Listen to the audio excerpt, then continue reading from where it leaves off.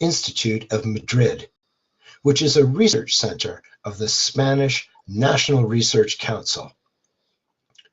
During this webinar, Jose will talk about the Stardust Machine, which is an innovative experimental station devoted to the engineering, production, manipulation, processing, and in situ analysis of a wide variety of clusters and nanoparticles. The facility is particularly designed to mimic the travel of cosmic dust seeds from their formation towards the interstellar medium. Jose welcomes your questions, so please use the question tab at any time during the webinar. Questions will be answered at the end of the presentation. I will now hand the webinar over to Jose. Okay, thank you very much for the presentation. And I would like to, just a moment, okay, I don't know, okay. I would like to thank Physics Worlds and the International Union of Vacuum Science and Technology Applications for the invitation to give this seminar, in which I will try to show you how we can use vacuum technology for mimicking this part of the universe, this the formation of cosmic dust close to dying stars. So before getting started, I would like to introduce a bit my research group. We call us ESISNA, from Interdisciplinary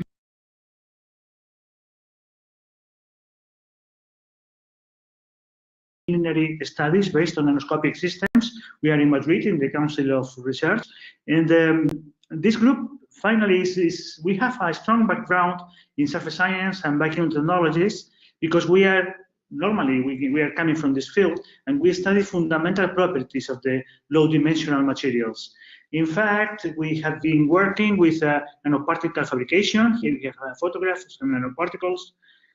Chemical reactions on surfaces. This is one of the most important subjects in our group, where we can follow these chemical reactions or these low-dimensional materials like 2D materials, graphene, or TMDs and other materials, but we try to go from the fundamental properties to the applications. Also, we have done some vacuum instrumentation, but today I am going to tell you about astrochemistry and origin of life, how we can use all this technology and all this expertise that we have, this background in surface science, to try to mimic or to understand what is going on these regions of space. So I will be very, very clear, let's say, for general public, for the general audience, and I will try to escape from technicalities. Okay, so also I would like to thank to Jose Cernicharo and Christine Joblan, because they introduced me to this world of astrophysics and astronomy. Because as I told you, I am coming from surface science, so it's not my expertise about this subject. And so it has been very nice, because for the last 4 years, for let's say 7 years, we have been working in an ESC synergy project devoted to mix these very distant worlds. In fact, the name of this project is Nanocosmos, and I will show you that in fact is what we are doing, just mixing nano and the cosmos. Let me introduce you here one of the largest, the biggest objects in space. Okay, thank you. This is an image from the Herschel telescope, in which we see a nebulae. Here we have molecules, we have dust, that means grains, that is working together. To have an idea of the size of this object, I can tell you that this is the distance from the Earth, that will be here, to Alpha Centauri. This is the distance, to have an idea. These are 4.44 years light. The solar system will be something smaller than this one. So this is enormous. It's an enormous amount of molecules and dust, grains that are just working alone and making chemical reactions. So this is nanotechnology in action. You can say that this is done out of simple molecules that are working together, and in this space chemistry, the streams meet. So nano and cosmos, they meet together to form this kind of objects.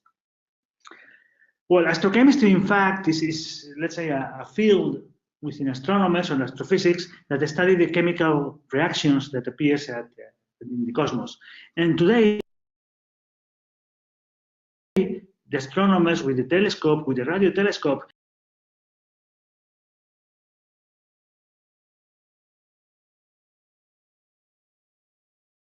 they have been able to identify more than 150 complex molecules in space, in these regions of space.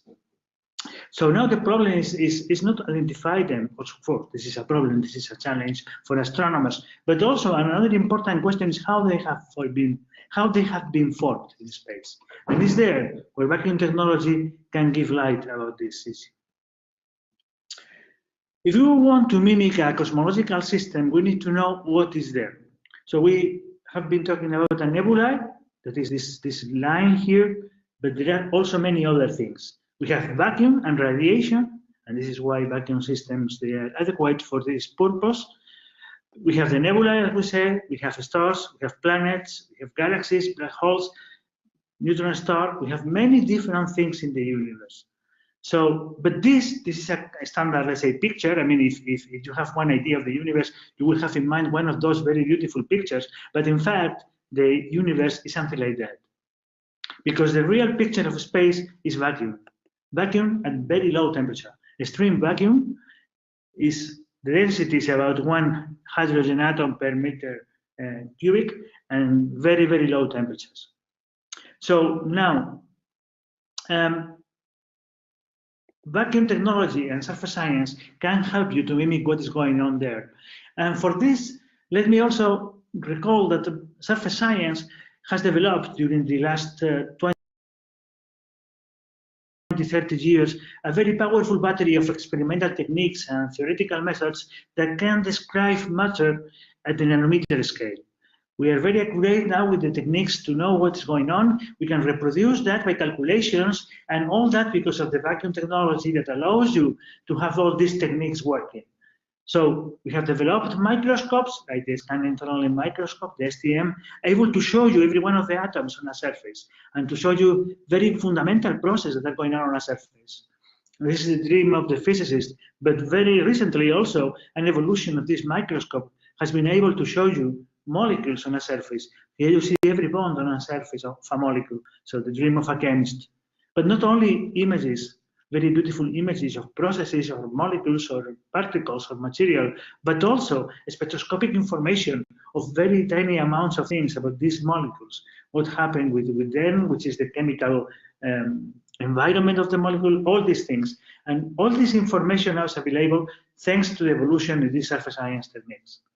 So here, we are going to try to use that to mimic what is going on in some regions of space. But the problem is that I told you a moment ago that the most important thing is vacuum, but it's not all. Vacuum is very important, but if you want to simulate a part of the universe, you need to know what else is there. Vacuum, of course, but what else? Which are the physical relevant conditions of this area of space that you want to simulate in a small chamber? Because if not, if you don't pay attention to try to reproduce or to mimic these conditions, you will have oversimplified systems, oversimplified models that perhaps they are not reproducing the reality. So it's very important to define which is the radiation, is there any, which there are plasmas or ions, whether there are surface-induced reactions, or all the chemistry is having place in gas phase, which are the temperatures, the pressures, the densities, which gases. All this information shall come out from the astronomers. So this is interdisciplinary work, in the sense that the vacuum technology engineers or people from surface science, we can give our expertise controlling the matter, but we need all this information for other people. But just to focus the problem, so which is the part of the environment that we would like to simulate or reproduce in this vacuum vessel? So, and for that, let me ask you a question. Where the atoms that form you, or the room where you are, or the computer that you have in front of you, are formed? atoms, molecules, they are on Earth. Here they are just being part or making the reality that we have around, but they have been formed in the star. So this is the cycle of matter in space. Let me start here with a star that is dying either by a supernova or by, let's say, a red giant that is just dying. But in any case, they are just expelling out material to the space, to the interstellar space. They are ejecting, which is called cosmic dust. These are the remainings of the star. This is small dust that are grains and a lot of gases and atoms that are produced on the star. And this is where everything, all the diversity, the chemical diversity of nature is starting in this mass loss of the star. So these evolved stars, these stars that are dying, they are a factory of gas and dust. So all this material that has scattered in the universe, they form a diffuse cloud with time. Time is what we have a lot in the universe. They're going to collapse together to form this kind of denser clouds. And with time, much more time again, we will form this accretion disk where the new planetary system will start, a new star will be formed. And here there are planets like Earth where all this material is collected, let's say. So all the reality that we have around is formed after the dying of one star. And this is what we are going to try to simulate now, and I'm going to tell you how to use vacuum technology to simulate the processes that are happening here, and try to respond to the question, which is the chemical nature and the formation mechanism, the chemical roots leading to this the formation of complex matter out of the simple molecules that are produced by the star. So this is our goal, try to reproduce that and to understand these areas close to the dying stars. As I told you at the beginning, this is part of an ERC synergy project that is over now. This year has ended, and it's nice because the ERC program selected some of the projects to build or to make some comics out of them. And our project was selected, was one of the selected projects, and they make a comic. So I invite you to go to this web page and try to look at the comics. They are quite nice. They are just inspired in the project. Our is called Stella, and this drawing is from them. But this is summarizing a lot what we have been doing for this period. Astronomers using radio telescopes or satellites that are in orbit, they are gathering information and pointing out to these regions of space close to the dying star to see all this dust and gas that is around, and trying to get information, and with all this information feed ideas to build up a complex vacuum machine to try to simulate or reproduce what's going there, and try to give a hint about the nature or the processes that they are operating in the stars. Okay, just to understand what is a dying star, let's go, for instance, to Betelgeuse. This is the Orion, and of course you know, if you look at that in this winter time, you will see it. And this is a red star. This is this here. It's a red giant, sorry, red giant star. But this is the visible. But if we look at that with the infrared, we see that the expansion, the star is not only this bright dot, but it's something else. There is all this photosphere. It's all this region where it's spelling out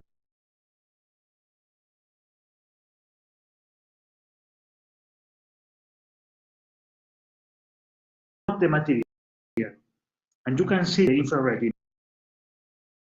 image. So the star is not just the dot, but it's all the emission that is around, which is very large.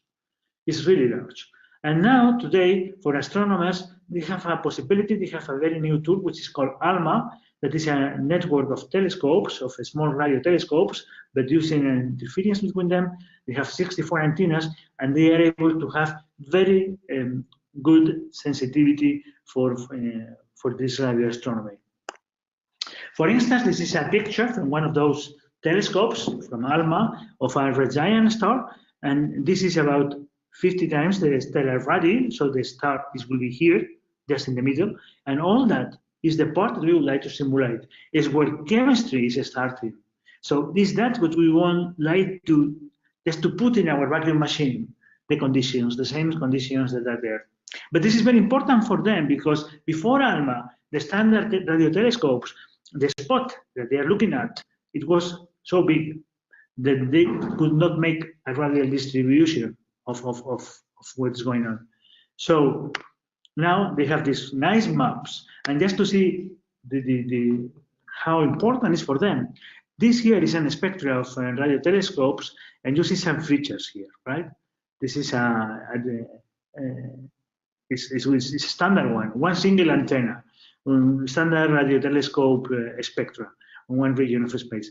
So if you look these peaks here, they correspond to molecules that are existing on this region of space. So as astronomers, they try to identify, they have the spectra, and they try to identify which are the molecules that they are there.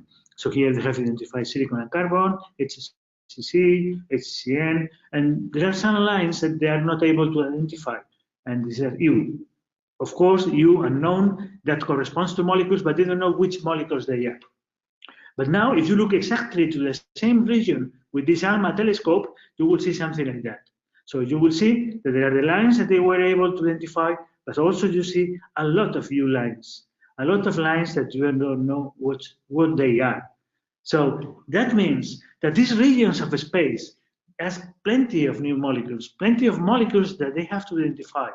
But not only the molecules, but the mechanism able to form the molecules. And is that when we can try to help them with all these models. And vacuum technology can be important to mimic the conditions and try to help them to see which are the chemical mechanism leading to this chemical complexity. So just to summarize, we start with the telescope, radio telescopes that are pointing out to red giant or other type of giant stars. That could be in Orion, this Betelgeuse. So they point there, and then if you approach, you see that the star has all this envelope, this photosphere, where it's emitting pulsations, it's emitting material out to the universe, and this material, in fact, is gas, a lot of gas, hydrogen essentially, but there are other atoms produced by the star, and you have also radiation pressure, and as you move away, you have less material, of course, but you have more evolved material. You have grains also, grains that has been formed. And the radiation pressure that here is knocking out all the material is giving some velocity and expanding, making this to move away from the star, all this material. So here what is happening is that atoms, they are clustering together in this region close to the star, and they are forming particles, this gas, and what we would like is to try to put all that in a vacuum system. And this is the nice thing is that what we understood is that here the densities, pressures, and temperatures, they are not so far away from those that you can achieve in a vacuum system. Of course, if you go over here, the vacuum is very extreme, is what we call more than extreme vacuum. But if you go to this interesting region where the chemistry is starting, there are conditions in temperature, pressure, number of molecules per square meter that you can reproduce quite well in a vacuum machine, and that's our goal.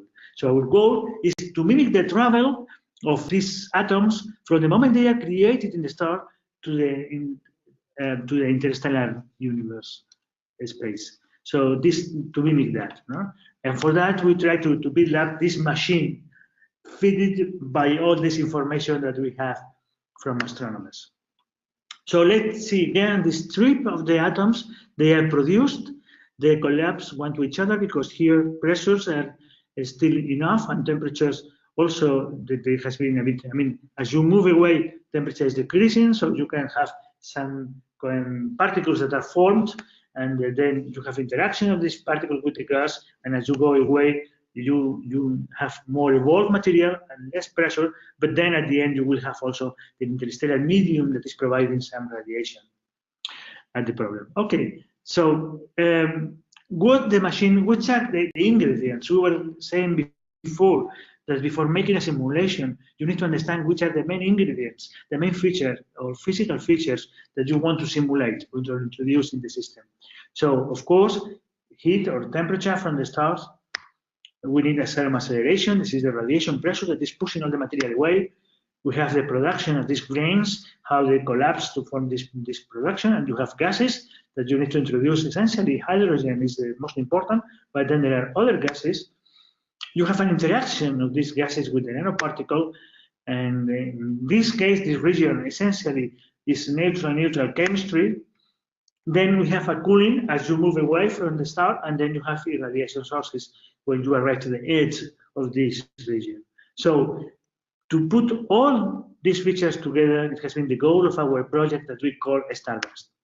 So this is our challenge, to make a machine able to do that, and this is the final design. And we have been working a lot to make this design from the beginning, from scratch, just implementing models, talking with astronomers, but not only theoretically, and finally buying every one of the pieces and boxes and trying to mount them together. And that has been really a very exciting moment in which we just face something new, because of course there is nothing similar. We just make a very complex machine where we can put all the features that I was telling you here in this ultra high vacuum machine for trying to mimic that. And well, this is so. I would like to thank all the people involved in this in the construction of this Stardust equipment.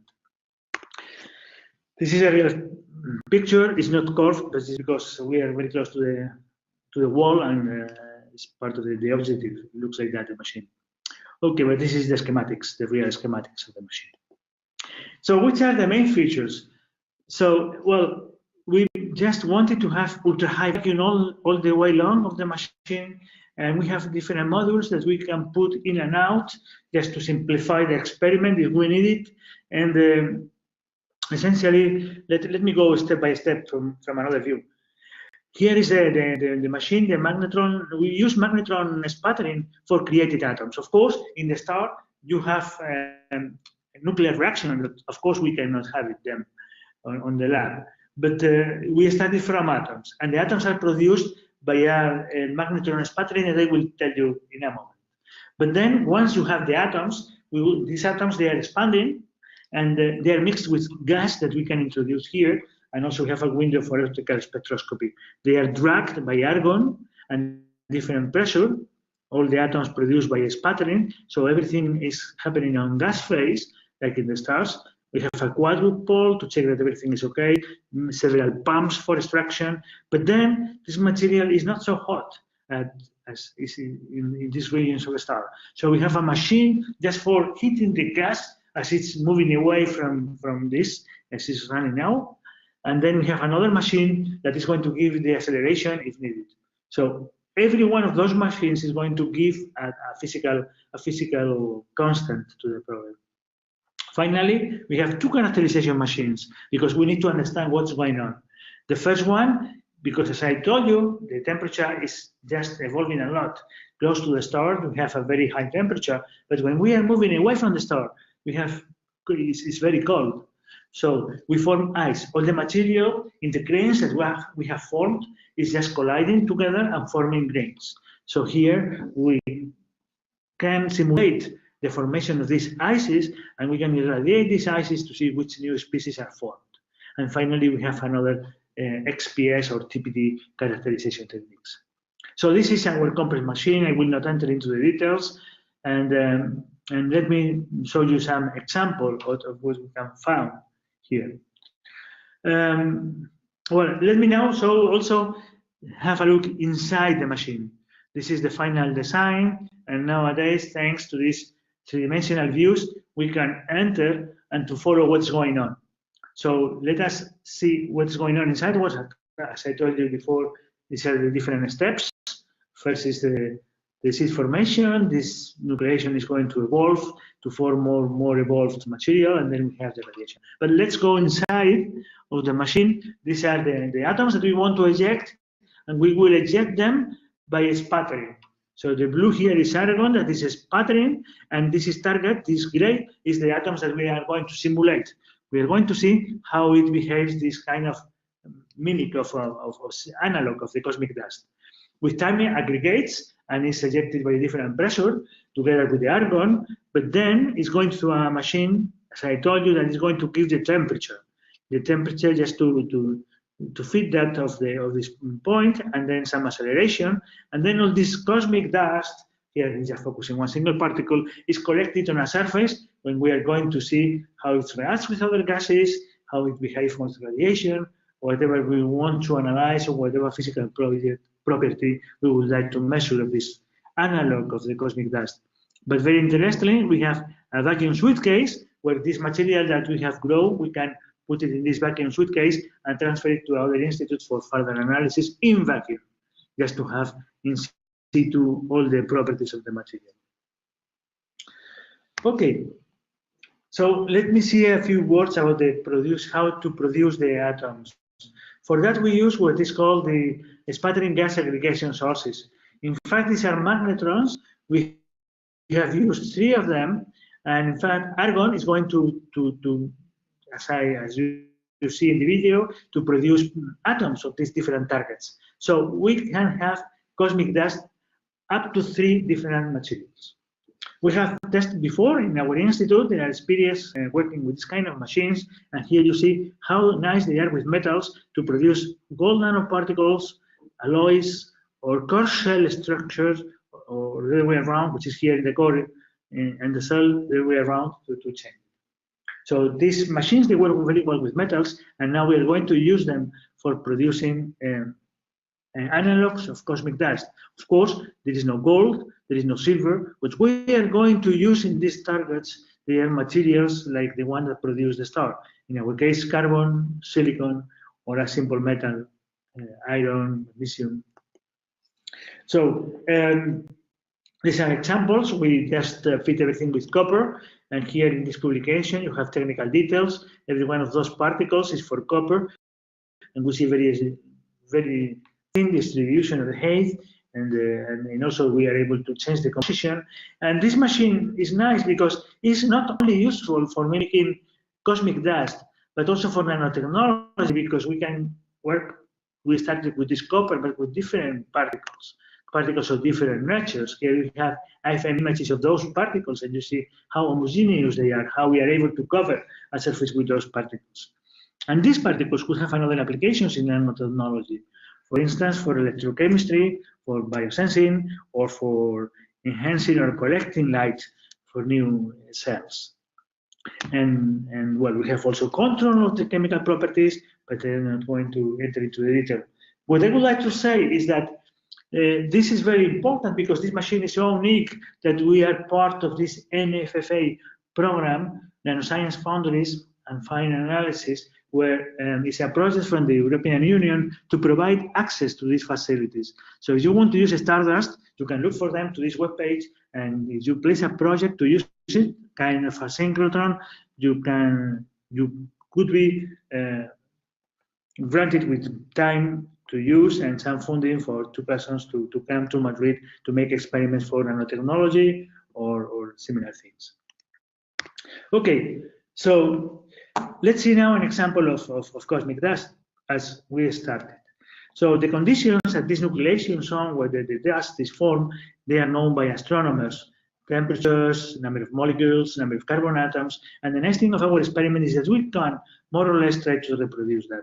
And there is a question that is very important, is which is the nature of the carbonaceous dust produced by the stars? Is it aromatic or aliphatic? Up to now, most of the people think that they are aromatic, that stars, they are producing aromatic materials. And that's very important, for instance, for the origin of life. In the origin of life on Earth, we have here several molecules that are part of our, let's say, of life here, that they are not clear how can be formed on Earth. I mean, in the periodic of Earth, before life was in Earth, these molecules have to be formed, but which are the roots for forming, for instance, ribose? They are not exist, they are not reported on Earth. However, they are reporting the formation of ribose in space. So many of these rings, carbonaceous rings, can be formed in green ices that are irradiated in space. So as a mixture of different things. So this is something important to know if the star is producing already these rings, these carbonaceous rings, or not. And well, you know, this is a theory called panspermia, that life could come to Earth from another planet. But there is this panspermia theory saying that could be a microorganism that came from Mars or whatever. But also there is what I call a molecular panspermia, that perhaps is not the microorganism who came, but just the molecules important for life, the ones that came here, and then here continues. So it's important to know which is the origin of the carbonaceous dust that then star is forming. And so the nice thing of our equipment is that we can control the ratio nitrogen to carbon. And this is something very nice that we can optimize these kind of things. So we try to put that, we try to use carbon as a target to put a hydrogen atmosphere and try to see what's going on. And in fact, what we found, these are AFM images, is something like that all the sample, all the dust that we are able to collect is full of small grains. And these grains, if you look carefully or closer, you see that there are small nanoparticles, small dust grains. These are the dust grains known that the star formed. So we have been able to form the grains that the stars they are forming, or something similar to them, an analog. And we have studied these grains by different techniques, high-resolution microscopy in transmission or AFM, and we see that there are amorphous carbon nanoparticles. And well, here we have a picture of them and the size distribution that we produce in our machine. But now, if you look here, between these grains, there is something else. See, there is kind of a mantle in this image. So what is there? So for that, we went for high-resolution microscopy. And when we go for this high-resolution microscopy, we found that it's full of small molecules. Here you see these kind of things. This is 1 nanometer. So these are STM images showing that there are different kind of molecules all around. Some of them, they are ordered. Some of them, they are in another part. But there are many of them. And molecules and small carbon clusters. And if you look carefully, the size of them, they are very, very small. They are 6 angstrom, 4 angstrom. So there are 2 atoms of carbon or 5 atoms of carbon. This is the seed of the complex chemistry of these regions of space. So we have been able to simulate, to reproduce conditions very similar, and what we see is the formation of these chains, or these small chains of small carbon atoms and carbon clusters. Curiously, if we increase a lot the hydrogen dose, these nanoparticles disappears, and we form a kind of fiber. And these fibers, if we look carefully, so you see here, the dust disappeared, and we have the fibers. And the fibers, here is an STM and CM image. You see that there is a forest of these fibers, but if you look inside, you see that they are done out of these small alkanes, chains of alkanes. So that means that they are aliphatic. But to be really sure that these are alkanes, we took this travel suitcase for that we could put the sample here, our analog of cosmic dust, plug the pump, and then we went to Zaragoza looking to better solve images, and we were able to find this kind of images in which that they are alkanes. So what is produced, they are alkanes. Here we have another STM image when you see them, among other things, and also by gas chromatography, we found the same distribution. I am not going to enter, but we also present a model, because the difficult thing in stars is how to grow up this kind of alkane chains. So we presented a model in a recent paper. And Stardust es única por su capacidad para. I told you also that once you form the material, here you have clustering. And in this static view, you have time to form clusters. But indeed, what's happening is that all the material is moving away. So that was something for us very shocking, because if the material is moving away, how it will not have time to make these clusters. So for that also, we have been doing a lot of calculations to understand what's going on. And in fact, what we discovered is that here, in the gas lines, in the argon stream that is sputtering, you know, there are some argon atoms that are sputtering atoms away. Here there are some lines of material that get trapped for a long time, and then you have time to chemistry to form these evolved materials. So we have been doing calculations. They are complex calculations with a group expert in fluid dynamics to understand the circulation of gas in these magnetrons. And then finally, we were able to have an idea that there are some particles that are ejected from the magnetron that get trapped and in some lines of fluid. It's like a fluid gets the particles trapped, and others that get trapped for a while, and finally they are released. And this time is the time that you need to form more complex chemistry. Okay, so let's see that after building this complex machine, we are able to see that we are able to form aliphatic material.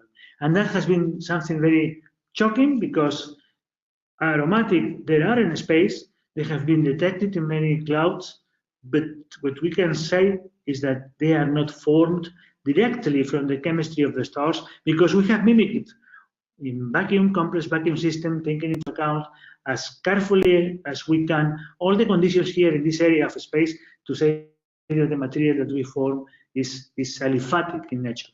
So if you look to the models of this carbonaceous dust produced by the stars published before, and this is from 2001, the idea, you see, many rings, aromatics, and a bit of aliphatic, and this with time has evolved more less aromatic, if at time, and then even less aromatic, and finally we say that what we produce is long aliphatics plus small volatiles molecules, methane, acetylenes, but no aromatics and no fullerenes, and then particles, amorphous particles made of a mixture of sp2 and sp3 carbon.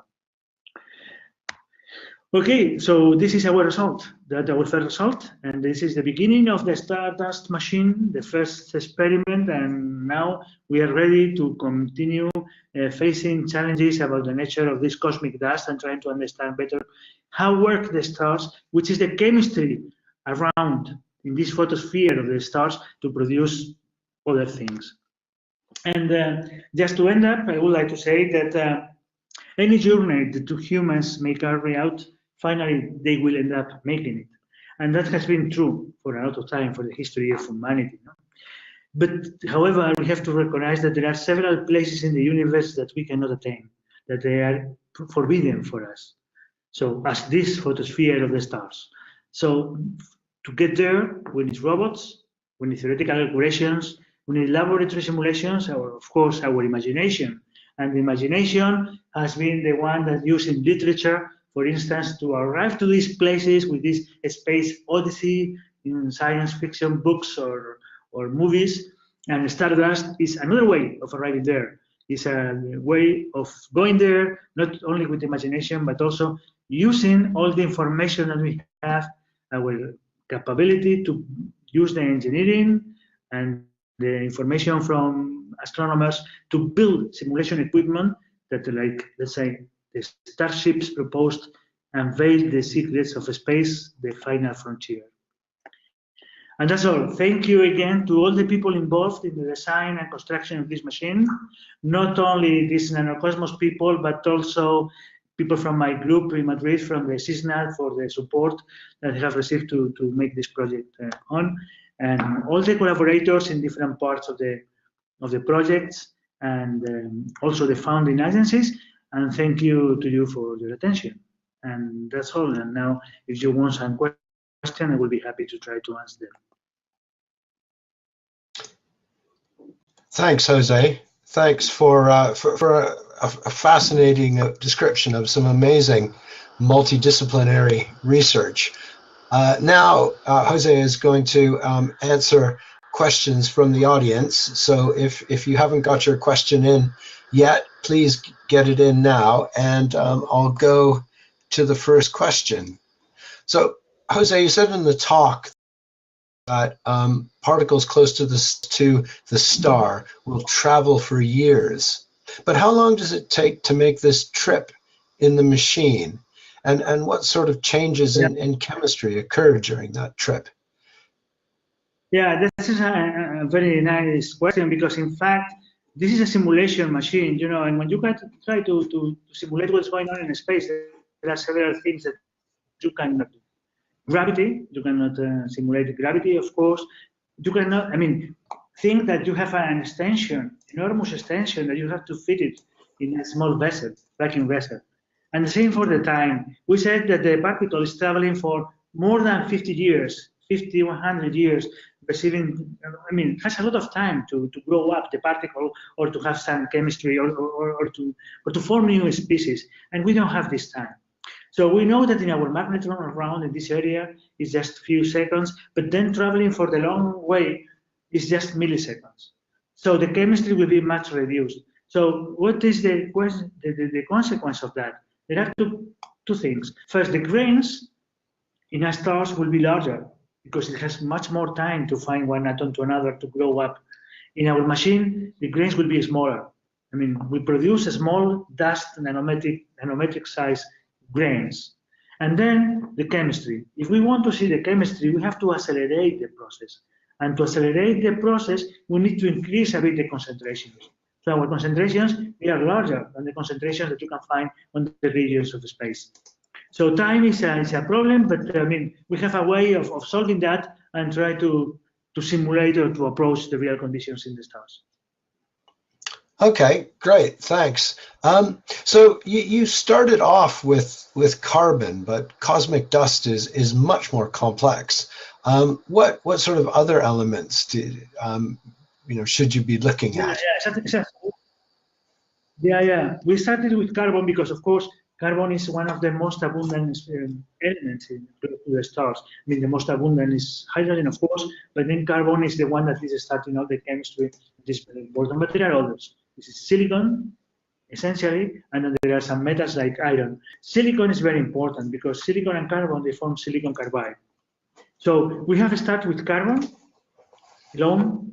We have done also silicon alone, and we have seen very similar things. We have seen that we form silane, that has been detected also in Spain, in space, and we have formed amorphous silicon hydrogenated particles. That also is something very interesting for nanotechnology. But now the next step is to mix everything together, because in reality, in the real cosmic dust, silicon, carbon, and other small metals, everything mixed together. So we have only opportunity to mix up to 3 elements. So we will do silicon, carbon, iron, for instance, or magnesium, titanium, and then hydrogen, oxygen, all these gases that are around the stars. But this is for the future. So the next thing of this Stardust project is that this is just the beginning. So we have a lot of things to do or to explore now. And you've got a fairly large ultra high vacuum system, which I'm guessing is a bit of a challenge to keep your vacuum to keep the vacuum there as you do your experiments. Why is it important to use UHV conditions?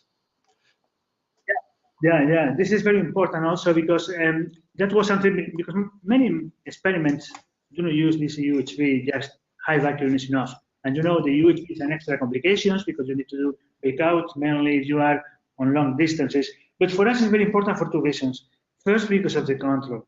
We're going to produce many small molecules and gases that we want to be sure that they are not in the residual gas. So we want to be sure that we are able to remove all these gases before running the experiment. And second, because we are going to produce nanometric objects. And a nanoparticle, because it's nanoparticle, because this nano size has enhanced reactivity. So if you have other gases around, if you have oxygen or water or whatever, your particle is going to be very fast oxidized or very fast blocked because of that. So for both things, first for the control of the experiment, and second, because the new properties of these nanoparticles that we want to isolate, we need this ultra high vacuum, even though it's a complications, but that gives us a control, a much more control on the chemistry or on the things that we see. So it's something that finally, even though it's a technical complication, a technical issue, finally makes life much easier when we want to interpret the results. Right. Okay. And before I go on to the next question, I'll just say that we've got lots of time for questions. So if you do have a question, please get them in using the tab on your screen. And so I'll move on to our next question. And you'll have to forgive me with my pronunciation here. I'm not a chemist, but I'll try my best. If stars produce aliphatic materials, where are the aromatics formed?